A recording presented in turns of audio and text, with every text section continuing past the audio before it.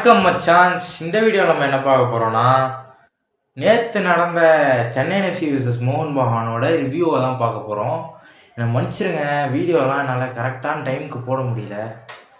அது எனக்கே ரொம்ப வருத்தமாக தான் இருக்குது. நான் முடிஞ்ச அளவுக்கு எவ்வளோ சீக்கிரமாக போட முடியுமோ நான் போடுறேன். ஓகே, நான் இந்த வீடியோ ரொம்ப இழுத்தடிக்கலாம் விரும்பலை. நேற்று சென்னை எஃப்சி என்னங்க பண்ணாங்க, கடந்த 2019 ஆனால் இப்போ வரைக்கும் நான் அதுக்கு முன்னாலேருந்தே பார்த்துட்ருக்கேன். ஆனால் இது வரைக்கும் நான் பார்த்ததுலேயே சென்னை எஃப்சியோட வேர்ஸ்ட்டு மேட்ச்னால் நான் இதை தான் சொல்லுவேன். டுராண்ட் கப்பில் இந்தியன் பிளேயர்ஸ் வச்சு ஆடினப்போ கூட நம்ம நல்லா ஆடணும்டா. மிராண்டா, சத்தியமாக சொல்கிறேன் மிராண்டா, உங்களோட ஒரு ஸ்ட்ராட்டஜி கூட ஒர்க் ஆகலை மிராண்டா. உங்களுக்கு புரியுதா இல்லையா? 5வது கேம் இது. உங்களுக்கு இது ஷார்ட் சீசனே முடிஞ்சிடும் நீங்கள் ட்ரை பண்ணி முடிக்கிறதுக்குள்ளே. அந்த மாதிரி தான் இருக்குது. ஏன்னா நேற்று நம்ம ஆடின ஃபார்மேஷன் பார்த்தீங்கன்னா ஒரு மட்டமான ஃபார்மேஷனுங்க. இது வரைக்கும் நான் இந்த மாதிரி சென்னை எஃப்சி அட்டாக்கில் ஒன்றுமே பண்ணலைங்க. ஒரு பால் எடுத்துகிட்டு போய் பாக்ஸு அந்த ஃபைனல் தேர்டுக்குள்ளே எடுத்துகிட்டு கூட போகலாங்க. நம்ம விங்கில் கூட எடுத்துகிட்டு போய் காசு கூட போடலைங்க.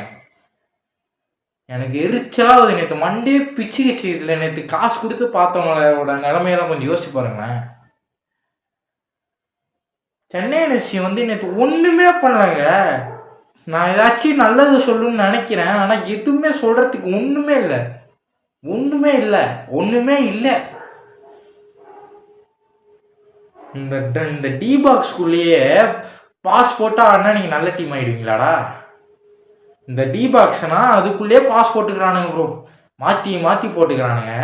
நான் இங்கே ஒரு பிக்சர் போடுறேன் பாருங்க. இங்கே போடுறேன், எல்லாம் பெருசாகவே போடுறேன். இதில் பார்த்தீங்கன்னா உங்களுக்கு நல்லா தெரியும். அதாவது 10 பேர் நம்ம டி பாக்ஸ்குள்ள, ஒரே ஒருத்தன் அவங்க டி பாக்ஸ்குள்ளையா. இனிவா மார்டினுக்கு நம்ம இந்த 10 பேர் இங்கேருந்து ஒரு புண்ணியத்துக்கும் இல்லாத ஒரு லாங் பால்ஸாக போட்டு தாக்குறானுங்க. ஒரு புண்ணியத்துக்கும் இல்லை ப்ரோ. நொகுவேரா என்ன பண்ணுவான் சொல்லுங்கள்? நொகுவேராவை சிஎம்எஃப்ல போட்டிருக்கான். சிஎம்எஃப் பொசிஷனில் தான் ஆடுறானுங்க. நொகுவேராவும் பெமாமரும் ஒரே பொசிஷனில் தான் ஆடுறானுங்க.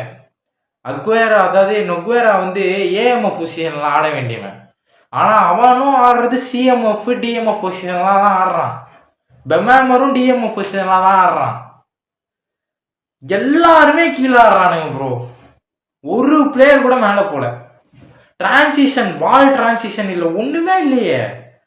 யாராச்சும் இப்போ அந்த மிராண்டா கிட்ட சொல்லுங்கள். கொஞ்சம் தயவு செய்து யாராச்சும் இதை பார்த்துருந்தீங்கன்னா போய் சொல்லுங்கள். மிராண்டா தெரிஞ்சவங்க யாராச்சும், யாரும் பார்த்துட்டு இருக்க மாட்டேன்னு தெரியும். ஏன்னா ஏங்க, இர்ஃபான் ஒரு செகண்டரி ஸ்ட்ரைக்கருங்க. இர்ஃபானு என்னென்னமோ ட்ரை பண்ணுறான். லெஃப்ட் விங்கில் என்னென்னமோ ட்ரை பண்ணுறான். ஆனால் அவனால் முடியாது. ஏன்னா அவன் ஒரு லெஃப்ட் விங்கர் இல்லை, அவன் ஒரு சப்போர்ட்டிவ் ஸ்ட்ரைக்கரு. இனிவா மார்டினும் அவனும் சேர்ந்து ஏதாவது ட்ரை பண்ணால் கூட ஏதாச்சும் உள்ளே போகிறதுக்கு வாய்ப்பு உண்டே தவிர, இவனை லெஃப்ட் விங்கில் போட்டால் இவனுக்கு வராத பொசிஷன்லேயே இவன் எப்படி ஆடுவான்? யாராச்சும் சொல்லுங்களேன்.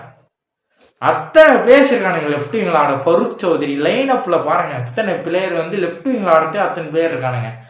ஆனால் இந்த லூஸுக்கு வாயில் அசிங்கமாக வருது ப்ரோ. செம்ம காண்டில் இருக்கான் நான் மிராண்டா மேலே. ஏன்னா ஒஸ்ட்டு ப்ரோ.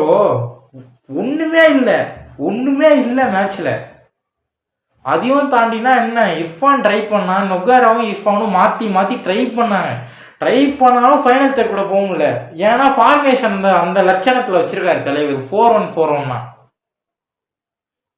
மட்டம் ப்ரோ, மட்டம் ப்ரோ. நவாஸ் வேறு இன்ஜுரி ஆகி நேற்று வெளில போயிட்டான். நீங்கள் உங்களோட கமெண்ட்ஸில் நீங்கள் உங்களோட கழிவை எல்லோரும் ஊற்றுங்க. போய் சென்னை எஃப்சி கழுவி ஊற்றுங்க. ஏன்னா தயவு செய்து இந்த மாதிரி ஆடுறதுக்கு ஆடாமலே இருக்கலாம் சென்னை எஃப்சி. நான் ஓப்பனாக சொல்கிறேன், இந்த மாதிரி ஆடுறதுக்கு சென்னை எஃப்சி ஆடாமலே இருக்கலாங்க. தயவு செய்து மிராண்டா, தயவு செய்து உங்களுக்கு வரலைன்னா விட்டுட்டு போயிடுங்க. ஏன்னா நான் உங்களுக்கு டைம் கொடுக்கலான்னு நான் யோசித்தேன். சத்தியமாக சொல்கிறேன், நேற்று மேட்ச் பார்த்ததுலேருந்து எனக்கு தலையே வெடிச்சிருச்சு ப்ரோ. ஒன்றுமே புரியல ப்ரோ. மேட்ச்சில் ஒன்றுமே இல்லை ப்ரோ. எதுவுமே ஒர்க் ஆகலை. அதையும் தாண்டினா அவ்வளோதான், ஒன்றுமே இல்லை ப்ரோ. இத்தனை பிளேயர்ஸ் இருக்கானுங்க. குளூசனரு, மகேஷனு, யங்ஸ்டர்ஸ்லாம் கொட்டி கிடக்குறானுங்க. ஃபஸ்ட்டு மேட்ச்சில் சான்ஸ் கொடுத்தான். ஃபஸ்ட்டு மேட்ச்சில் கூட ஏதோ ஒன்று ட்ரை பண்ணோம். ஆனாலும் ஒர்க் ஆகலை. தயவு செய்து சொல்கிறேன், இர்ஃபான் 2 ஸ்ட்ரைக்கரை வச்சு ஆடினா தான் ப்ரோ நம்மளால் ஒன்றாச்சும் உருப்படியாக பண்ண முடியும். அட்லீஸ்ட் நான் வந்து எனக்கு எந்த ஃபார்மேஷனில் ஆடினா சென்னை எஃப்சி ஜெயிக்கும்னு சொல்லிட்டு நான் நாளைக்கு இல்லை நாளன்னைக்கு நான் போடுறேன். என்னோட கருத்தை வந்து நான் போடுறேன். இந்த ஃபஸ்ட்டு 2 மேட்ச்சில் நான் ரெகக்னைஸ் பண்ணதை வச்சு என்னோட லைனப்பை நான் போடுறேன். என்னால் கொட்டி தீர்க்க முடியல, எனக்கு சரியான காண்டி இல்லை. நான் அடிச்சு சொல்கிறேன் ப்ரோ, சண்டே வந்து ஒடிஷான்னு ஒரு டீம் கூட ஆட போகிறோம். ஒரே ஒரு ஃபாரினர் தான் வச்சு ஆட போகிறானுங்க. ப்ளஸ் ஒரு ப்ரீ சீசன் நம்மளோட மட்டமான ப்ரீ சீசன் வச்சு ஆடின ஒரே டீமு ஒடிஷா. இந்த வருஷத்துலேயே ஒரு ரொம்ப அடியில் இருக்கிற டீம் ஒடிஷா. இன்றைக்கி இந்த மேட்ச் ஆடுது. ஸோ இந்த ஒடிஷா கூட நம்ம தோத்தோன்னு வச்சுக்கோங்களேன், நம்ம சென்னை எஃப்சி ரெலகேஷன் ஆகிறதுக்கு நிறைய வாய்ப்புகள் இருக்குது. இதை சொல்லி நான் இந்த வீடியோ முடிச்சுக்கிறேன்.